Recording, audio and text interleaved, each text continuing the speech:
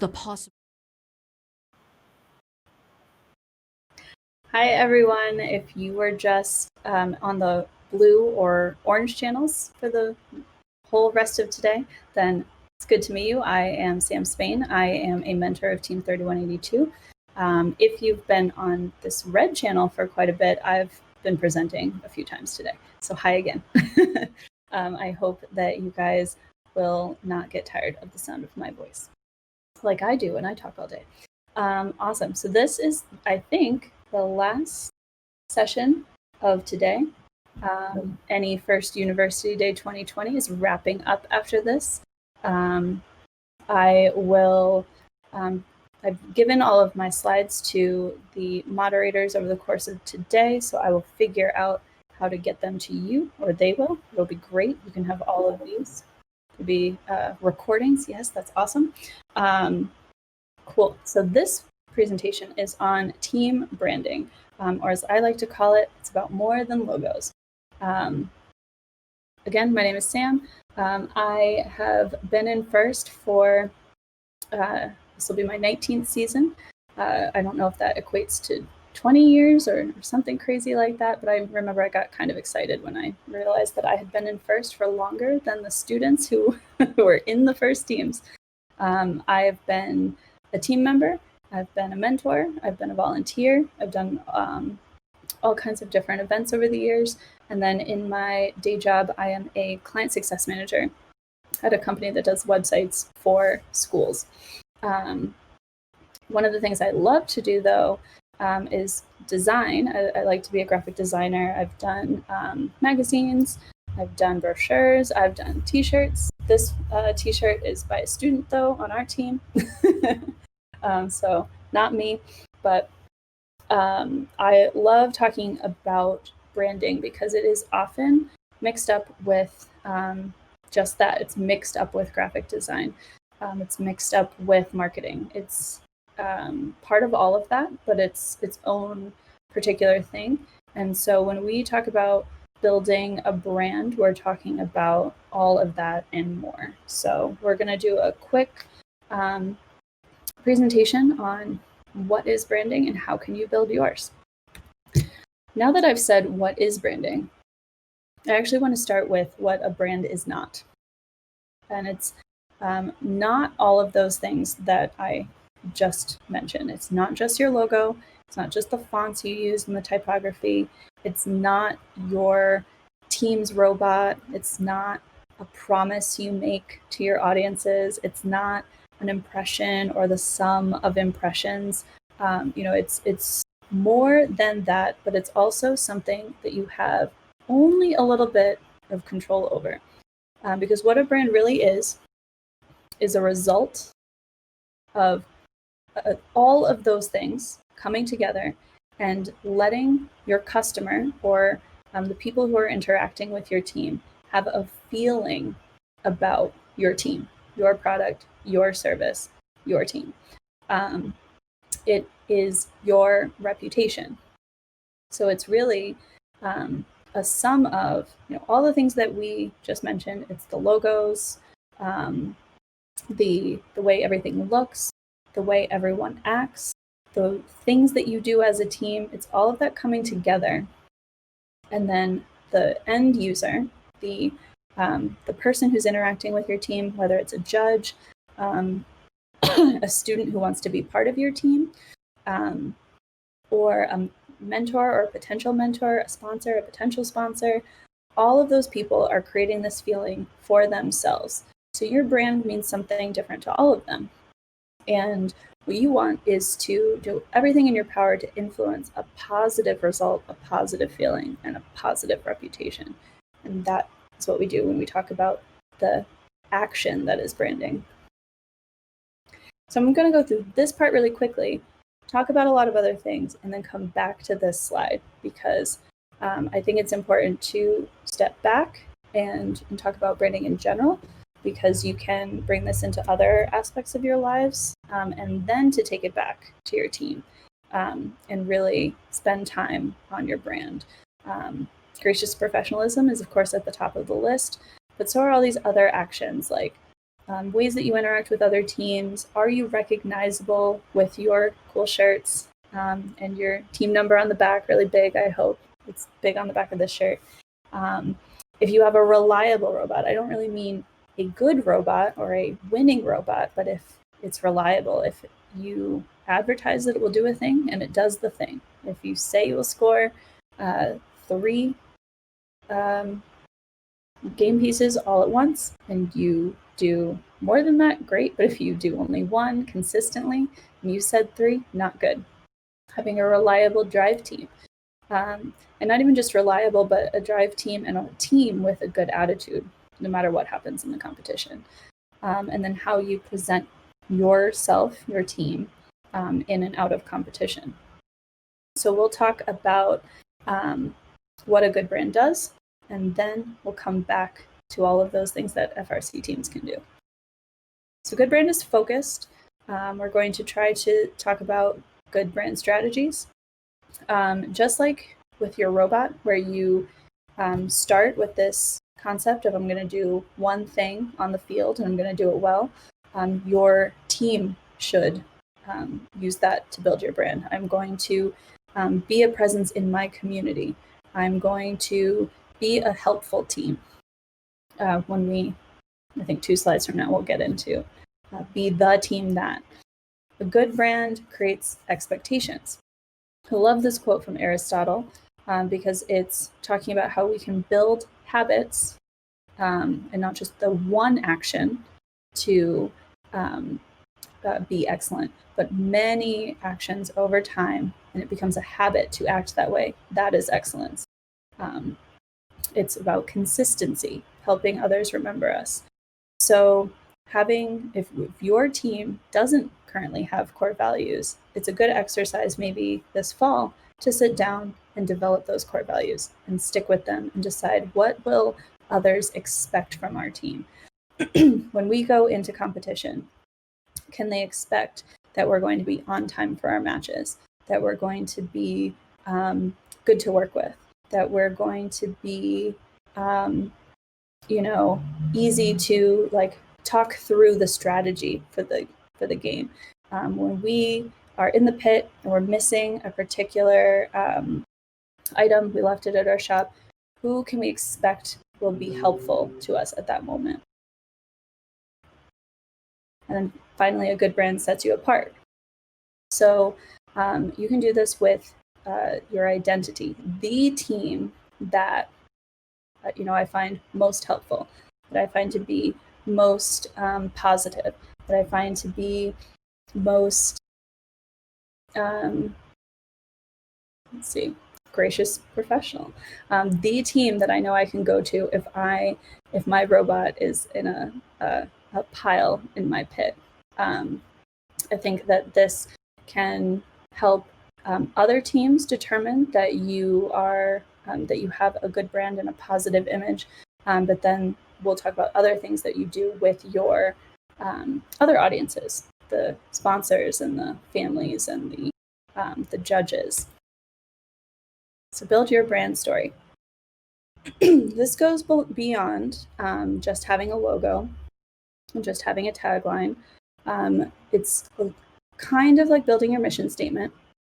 So thinking about who you are, what you offer, and why people should care about those things. So you're a robotics team. You offer a place to engage with STEM activities outside of school, kind of, or you could be a school team. But why should people care about that? Why, if you address not what your team can do, but why it does it, your audience can determine that you are a successful team or a positive influence in your community. So if you answer these questions, what are the products and services you offer to your customers? So you are a robotics team. You offer certain educational opportunities. You offer skill building to students. You offer excellent students. There were many sessions today on what colleges are looking for and what skills you learn through FIRST. So you're one of it's almost a service, it's almost a product. The things that you offer as a team is skilled alumni who can be excellent employees after the students graduate from college and go into the workforce. How do you offer these? What things differentiate you? Why are you different from other teams? This is huge for differentiating yourself to judges. A lot of teams are involved in the community, do outreach, are volunteering for different competitions, are student-led. Like, what differentiates you from the other teams like that? And then, why do you do these things? Why are you so excited about FIRST, about STEM, about your community, about your team members? Why does your team exist? So this is one of the teams that I help, and our main motto is innovate, iterate, illustrate. So throughout our website and wherever we are putting ourselves out there, we're making sure that we say what we are. We're not just Athena's Warriors, because without a little bit of context, that kind of means nothing. So we have to describe ourselves according to all the different programs we're involved in. We're an FRC team. What's our team number? So other teams know our team number, but random strangers don't know what a team number is. We're a 4-H team. What does that mean? We're a nonprofit. How does that help? What are we made up of? High school students. Where are we? So we've answered a lot of questions in this very first sentence. And then we talk about what sets us apart and why our tagline is innovate, iterate, and illustrate. We're innovating each year by approaching challenges in creative ways. We're iterating by consistently working to improve our methods and strategies across the whole team. And we're illustrating by having visible and measurable impact on our students as they're inspired by science and technology. And then we complete our particular motto with we welcome all students in grades 8 through 12 from the greater Hartford County area, because we want people to know that these things that we're offering are being offered to these students. So what this does is help explain why someone should want to be involved with our team. Not necessarily versus another team, but maybe versus a sport or another after-school activity. So I do see a question that, can a brand be different to different audiences? Yes. So we have to think about who our audience is at any given time. Sometimes your audience is the students on your team or the students on other teams. Sometimes your audience is your community at large.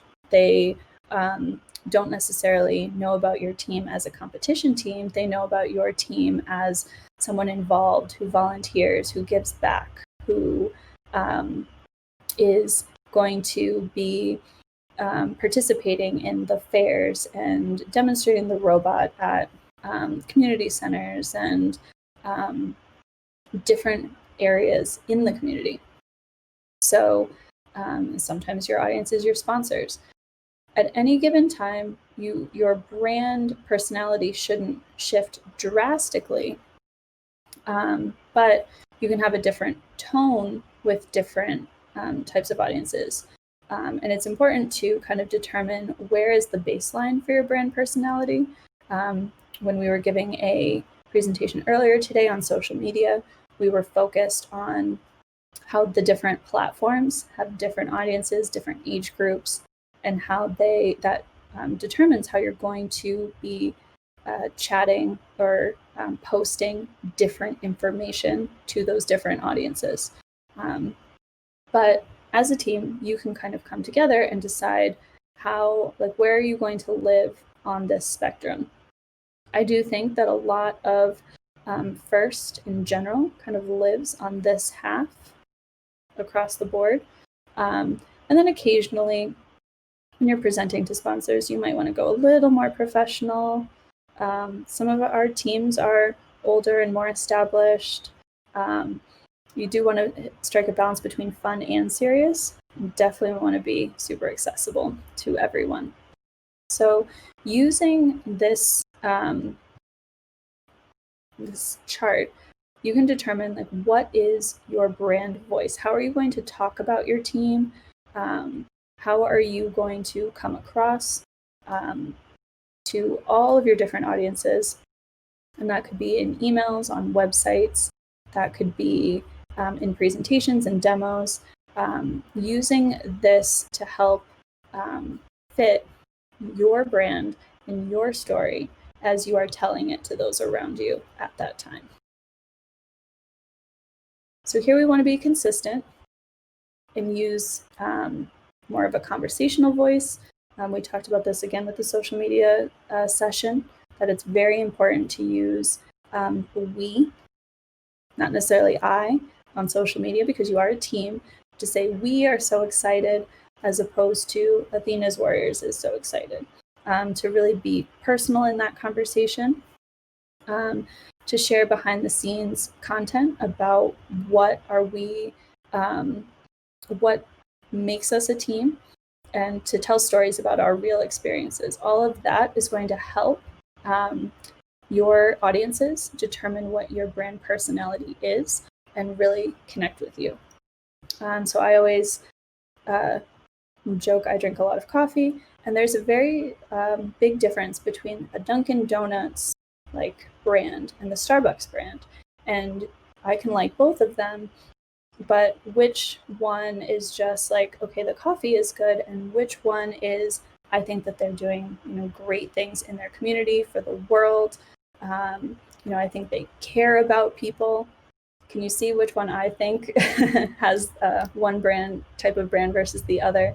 And so this is where, even though the product is just coffee, both of the, Dunkin' and Starbucks do kind of try to go beyond that and tell a larger story and explain, like, where do we get our coffee beans, and why is it so important? The atmosphere when you come in to buy your coffee. All of that is really coming together to build that brand, and that is what we want your team to do, to go beyond just, we're the ones who are wearing the orange t-shirts. I throw orange out because of the Gale Hawks.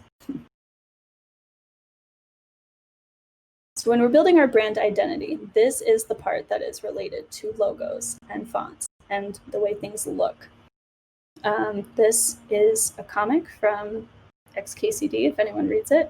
But if you have ever gone to the grocery store, you can see why this particular brand would be so successful that he would say, like, he's going to cut through all of this noise, and all of his products are going to be super simple, white containers, black text, large, what is this product? And it's really easy to have that these items stand out from their competitors because it's so easy to see what they are. So let's think about branding from an FRC perspective. On the left side, we're talking about interactions and experiences. How will, say, like me as a volunteer, am I interacting with your drive team? And am I interacting with your mentors? Am I hearing students from your stories from your students, stories from your community? Are all of those things positive or negative, those actions? And then on the right, it's how easy is it to recognize their team, to remember their team, to remember or to know that your team is part of something. So on the one hand, you might have a really positive experience with a member of a team, but they were just wearing a regular hoodie over their team shirt. It wasn't clear what team they were on, so you don't actually know what team you were interacting with, and you can't develop a positive feeling about that particular team. So that's not good branding. And then on the other hand, you might be easily able to recognize a team or a team member, but they're doing something negative. So now, again, that's a bad impact on the brand. So when both of these sides are positive, easy to recognize, that's when you get good branding. But the actions that your team members and mentors and everyone are involved in are good, and you know which team that was. That's where you get a good brand. So this is where your logo comes in. Your logo is a symbol that represents your brand. It's important to try not to create content without your logo or team number. If I was giving this presentation a little more as like a mentor of a specific team, I would have put our team logo in the corner of the slide deck. But in this case, I'm just trying to be a little more generic. Our team does update our logos, our like graphics every year to match the game. So these shirts have infinite recharge versions of our owls. We make a few adjustments each year. We had the different hats that our owl could wear throughout the year, but that doesn't help maintain consistency. So we do have one main generic logo that is standard for our team, and it's clean for everyday use. And that's the one that we try to use when we're not at competition. And so based on the slide before this, one reason that I'm constantly telling my students, like, wear your long sleeves under the t-shirt, make sure the team number is visible, always acting in a positive way to let people have that really good impression of our team. That's why we have the really, really big team numbers on the back. I don't know if I can spin around, but you can see the two. That's how big they are. So in this case, again, I said it before, for the brand story, the consistency is key. Consistency is key for the entire brand. So in this case, building graphic standards or brand guidelines can make it really easy to have others, so that you don't have one particular person on the team who's managing this look, this feel. That everyone can follow these guidelines and really let the brand stand out and not be policed. Your brand guidelines should include things such as, what is your mission statement? What is the correct logo? How do I use it appropriately? What are fonts, colors? Is there a template if we're sharing a document? Do you have a team uniform? And my team does have a full brand guideline that you can download from our website. We share all of our resources on a Google Drive embed on our website. And here's one page of that covers the fonts that we use, the colors that we use, and some of the decorative elements, and when it's appropriate to use gradients and things like that. So with all of this content in mind, you can see how we built our website to make use of our decorative, we call this the Greek key. We use our decorative font. That is a Greek-inspired font because our theme is warriors.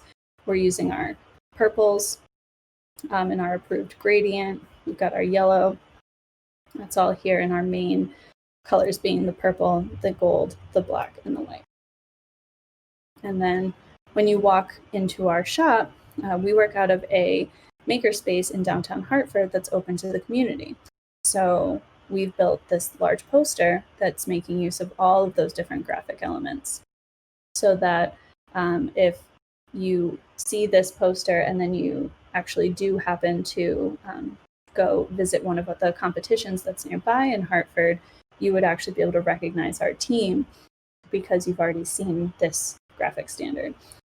So again, the Greek font, we make use of our secondary colors that are within the FIRST color palette. We show off our students and our team as much as possible and try to explain who we are and tell that brand story here. In case we're not at a meeting, we're not working, we can't tell this person who walked into the makerspace who we are by ourselves. So we put this poster up so that people can interact with us and know how to find out more on our website and our social media. So where else does your brand matter? I think building your brand never stops. There was a question of like, does your brand change over time? And hopefully the positive impression of your team that you're trying to build by having good branding doesn't change.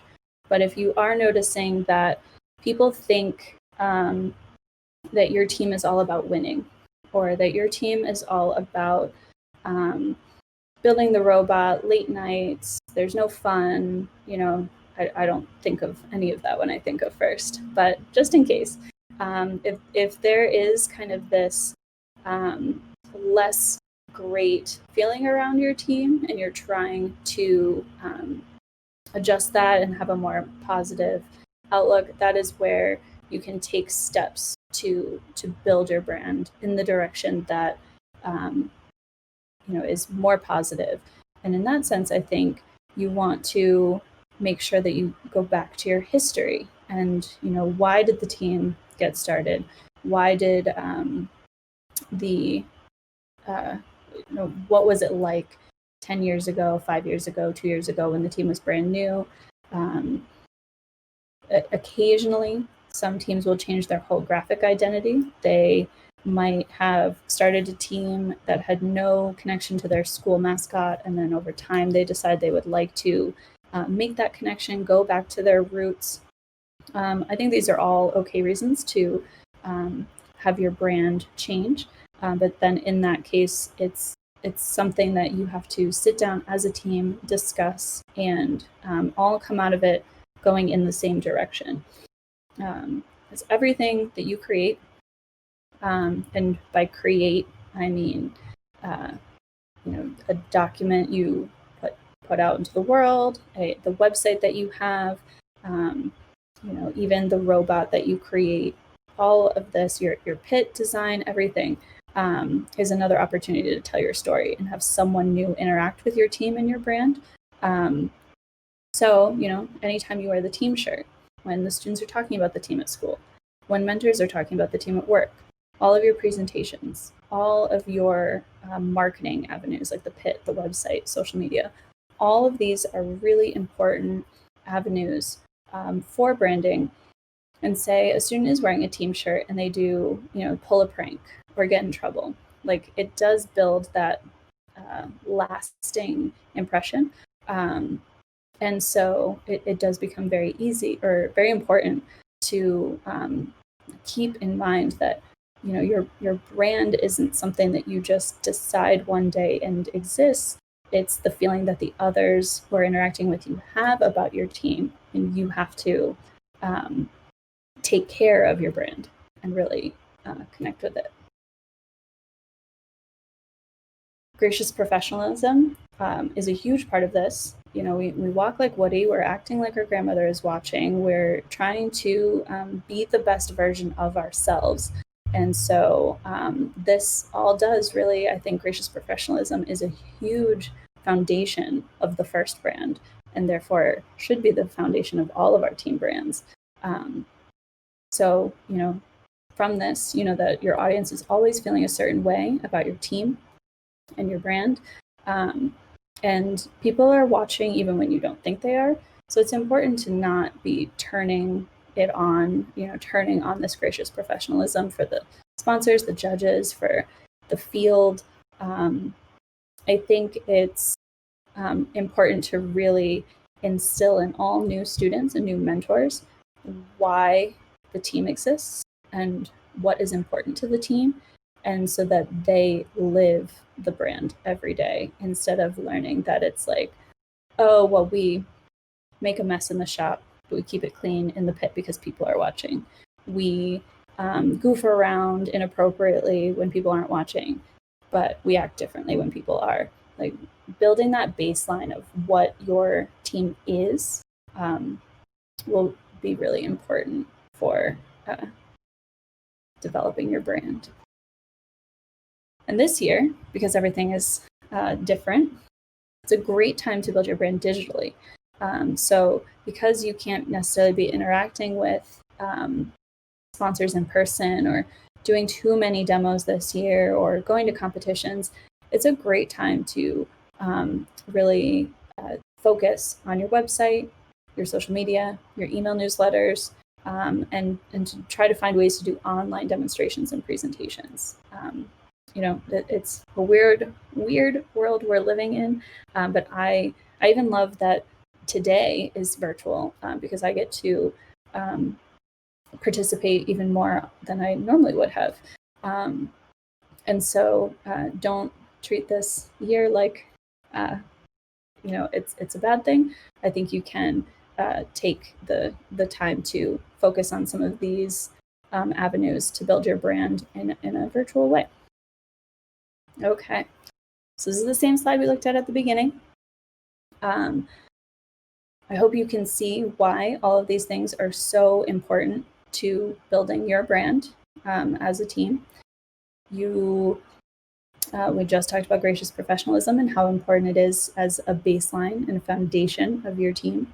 Having a really good positive interaction with other teams and just other people, it goes a long way to how people internalize who you are as a team and how they feel about your brand. If you are, just another, like if I started naming things like tie-dye or pink, like there are teams that pop into your mind. So having that recognizable graphic identity, my team puts bright purple jackets on top of our dark colored shirts when we're at competition, so that we're more recognizable than the gray. Being reliable and having a good attitude are huge because they, again, lead to that really positive feeling that you might have with another team. And then making sure that all of this is consistent in and out of competition. There is a question about how much of a team's brand is built on the field of competition. And I think it's one of those pieces that if you seem like an amazing team because you do so much community outreach and you do all these great things, you help other teams or whatever, that all of that means a lot, but it's so visible what you do on the competition field that even being a little rude or impatient or all these things that I know it's so hard to, it's stressful to be on the playing field. It's difficult to lose a match, but I feel like because it's so visible, it has, while it's not more important than those other things that you do, it does end up kind of tarnishing a brand because it's so visible, it's so out there. And that's why it can be so important to just constantly remember, I'm part of this team. This is so important. This is so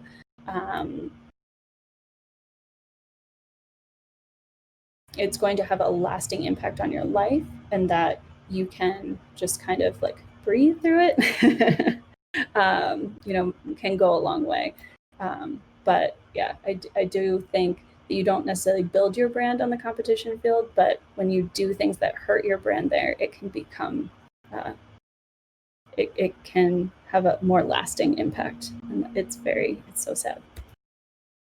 Okay. Before we get into the rest of the questions, we're going to bring all of this together.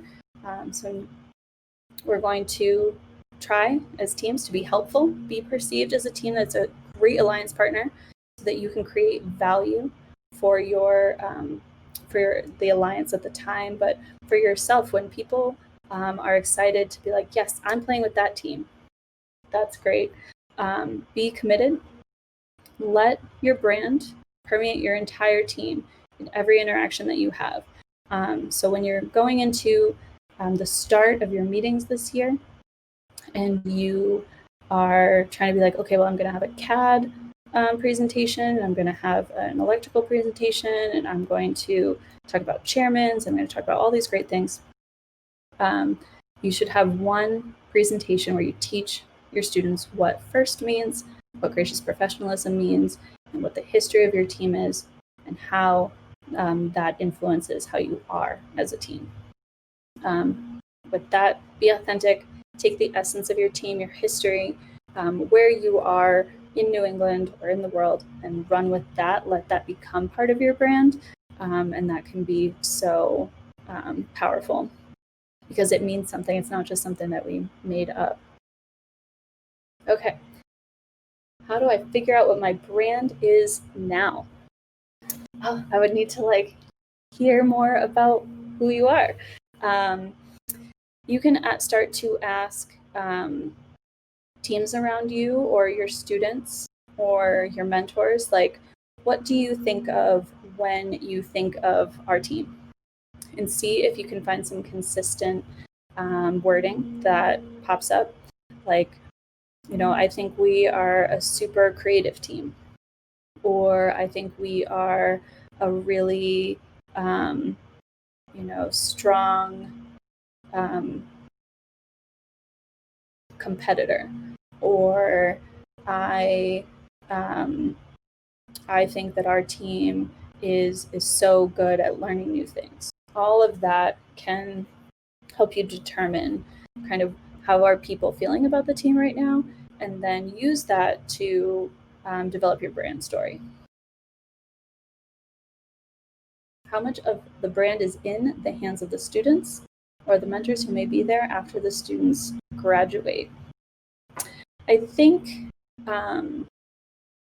if you're a rookie, then the team that's coming together now gets to start the brand process. But it never goes away when those students graduate, and it's something that needs to be built slowly over time. So it's always, it needs to live with the team as it exists now. And if students, if it's starting to change, if it's starting to evolve, and the things that were important to the original students are not important anymore, that's where you might feel like your team is having an identity crisis, right? So having, kind of using, as each new year goes on, that time to reiterate what is important to the team. Why does the team exist? What is, what kind of team are we? I am part of 558, and they have a very important meeting every year about, we're going to build this kind of robot. We iterate a lot.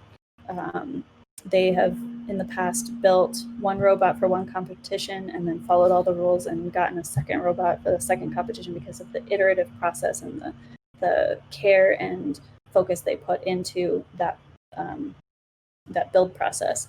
And that has become part of their brand, this brick concept. So you can ask me questions about that offline, but just things like that. And that's happened over a few different years. So while the first one was 3 years ago, those students helped develop that concept out of years and years and years of building a specific type of robot, or a new mentor that comes in and really wants to focus on we're going to do a simple robot that plays the game well.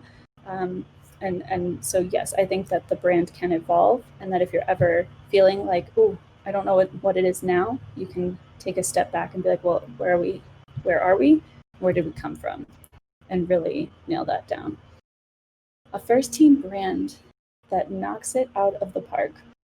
Well, my favorite one, I think, is Exploding Bacon. Team 1902. They are memorable. They have, if you've ever heard their catchphrase, oink, oink, boom, it is so funny. They, their pig logo has the 4-H clover right on it. So it's, what kind of team it is, what its values are if you know the background of 4-H. But also, they are now a Hall of Fame team. And every interaction I've ever had with those students has just been so out of the park, like amazing. And they, same with their mentors. You know, so I think they really bring that that visual identity and the actions that they take, and have that great brand that comes from it. All right, so I think we're done.